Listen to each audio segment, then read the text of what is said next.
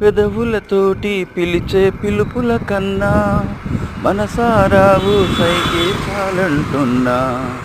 అడుగులతోటి కొలిచే దూరం కన్నా దూరాన్నే గుర్తించని పయనం కానా. నీడల్లే వస్తానే నీ జతై, తోడల్లే ఉంటానే నీ కథై.